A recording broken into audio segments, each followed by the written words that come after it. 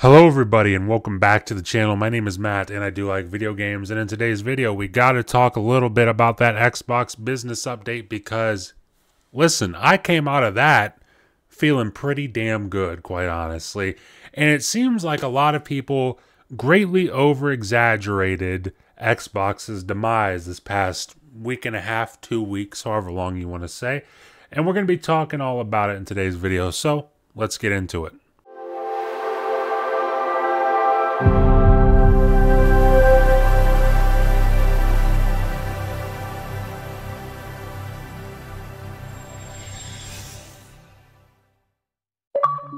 Alright, so just briefly, over the last week and a half, if you're not aware, which I'm assuming you are aware if you're watching this video, if you found this channel in any way, shape, or form, I'm assuming you're aware of the goings-on in the Xbox community and the gaming community as a whole, right? But over the last week and a half, there's been some rumors about Xbox possibly, maybe, going full third party.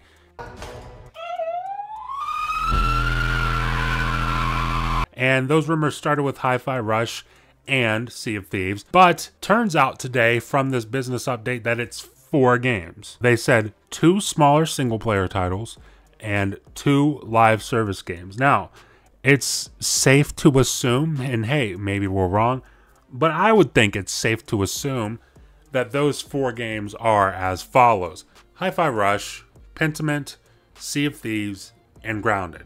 I feel like that makes perfect sense. Hi-Fi Rush and Pentiment being your smaller single-player titles, and then Grounded and Sea of Thieves being your live service aspect of this.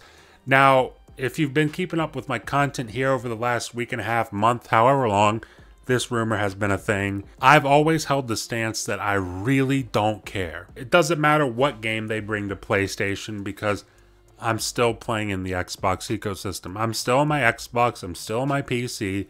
Nothing really changes for me, so it doesn't bother me, was my stance, and still is my stance.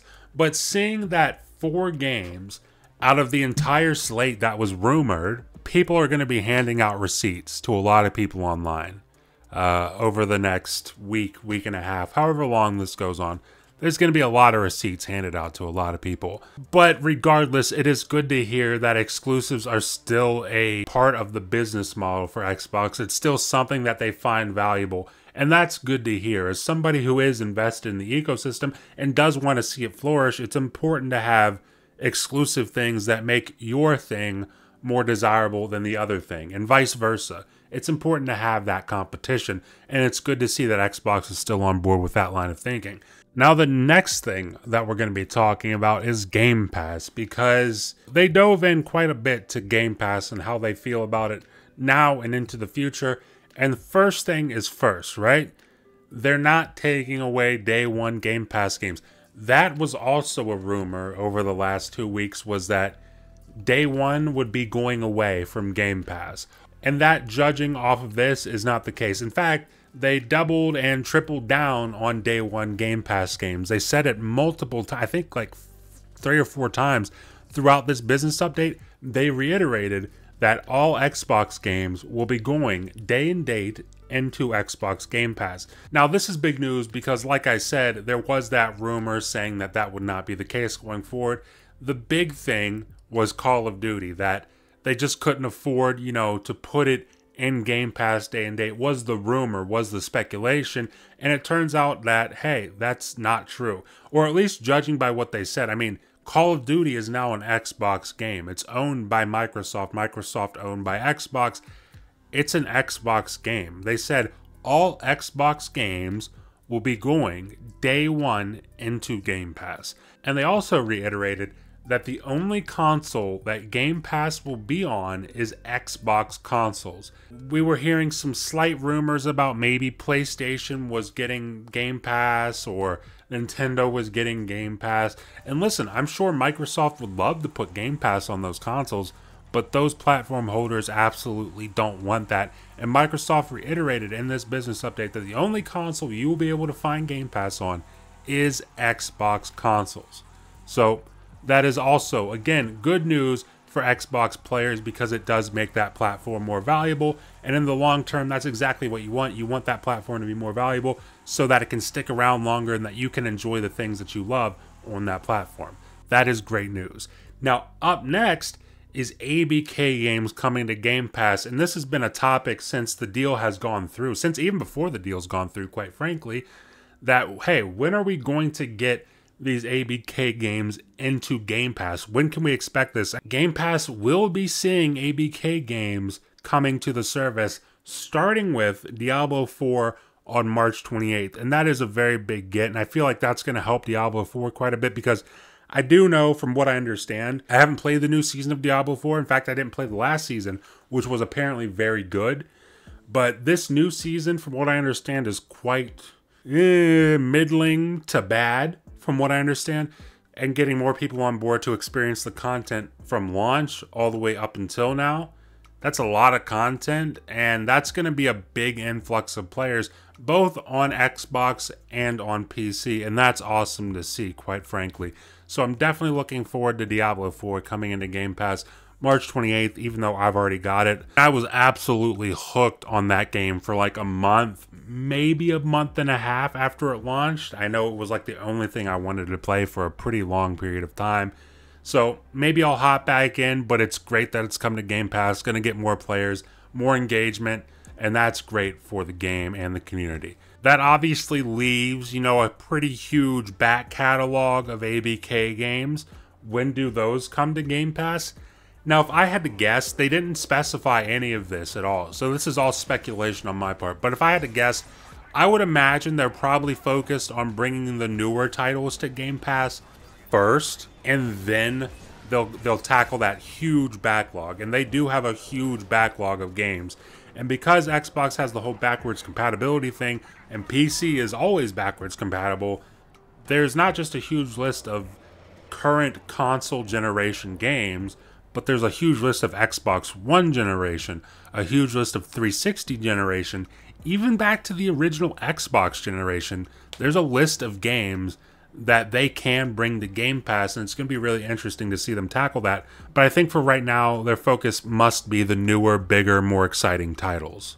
And then finally, what I want to talk about is hardware. And this was the thing that I've been worried about all along. When all these rumors started to come up, listen, I said it. I don't care if PlayStation got Starfield. I don't care if they get Hi-Fi Rush. I don't care if they get Indiana Jones. I don't care where those games go, because I'm going to play them where I'm going to play them. The thing that I really cared about, and why I cared about this so much, was the hardware. Because putting everything everywhere has implications for your hardware. Pretty negative implications, because it makes your hardware less appealing, because why would I get your hardware if I can go somewhere else and play your games the exact same way? So my whole worry with this thing was the hardware. And Xbox was very clear in this business update that they're doubling, tripling down on the hardware. They said that they will have hardware announcements as soon as this holiday.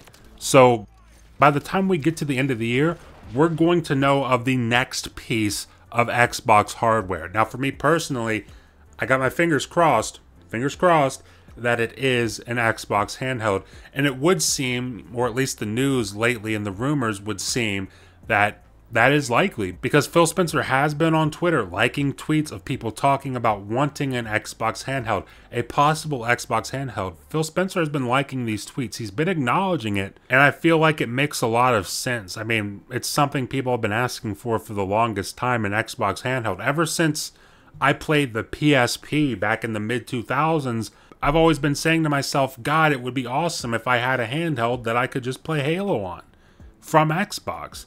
And if we can get that, I'm there day one. I'm getting that thing day one, no questions asked. I don't care what your asking price is, I'm getting it day one, because it's something I've been asking for forever. And one thing that I thought was super interesting from this, that I didn't even hear the first time listening to this. In fact, I didn't know that they even said it until I went on Twitter and started seeing quotes of it and videos of it, is that Sarah Bond said that they're focused on making the next generation of hardware, the next generation of Xbox hardware, the largest, quote, the largest technical leap you will have ever seen in a hardware generation. And that is awesome to hear. And that's especially great to hear for someone like myself. I would consider myself more an enthusiast level gamer, and I know a lot of people watching this would consider themselves enthusiast level gamers. And so for us, it's great to hear that, because the Series X versus the base Xbox One, that was a huge leap. But if we're talking a bigger leap than that, that's going to be fantastic, especially considering the fact the Series X and the Series S, for that matter, 8 cores, 16 thread CPUs versus 8 cores, 8 threads in the original Xbox One VCR. I mean, 8 cores, 8 threads back in 2013 was actually fantastic. The problem is that it was running old AMD architecture that just wasn't up to the task, versus now in this generation, 8 cores, 16 threads of RDNA 2 APU. That's a pretty big leap over last generation. But if we're talking a bigger leap than that, that gets me excited, especially now that, you know, consumer grade desktops for just general gaming or general use nowadays, I mean, you've got i3 CPUs with 6 cores. That's an i3. i3s used to be 2 cores. Like that's a low-end CPU. Nowadays, you got 10-core CPUs, 12-core CPUs, 14, 16-core, 24-core CPUs. That's something that, you know, you need to account for when you're building the next generation of hardware, because that is something that game developers will be targeting more of. So it's interesting to hear them say the largest technical leap you have ever seen in a hardware generation, and that definitely does have me excited to see what they have up their sleeve. But guys, that's all I got for today's video. Just wanted to make this video, get it out there, just a little update after the Xbox business update. But I want to hear from you guys in the comments. How do you guys feel about Xbox right now, and about their future going forward after that big business update? Because for myself personally, I'm feeling really, really good about Xbox's future, especially, you know, seeing we're going to be hearing about some new hardware this year. That's just really, really exciting, generally speaking. So I'm looking forward to that, but let me know what you guys are looking forward to. How do you guys feel? Leave that in the comments down below. Leave a like if you like the video, and if you're enjoying this kind of content, you want to stay up to date with it going forward over here on the channel, the best way to do that is consider subscribing, consider ringing the notification bell, because it helps you stay up to date with everything that happens over here on the channel, and it helps promote me in the algorithm, helps push the videos out to way more people, and I always, always, always appreciate that. And with that being said, thank you for watching, and I will see you in the next video.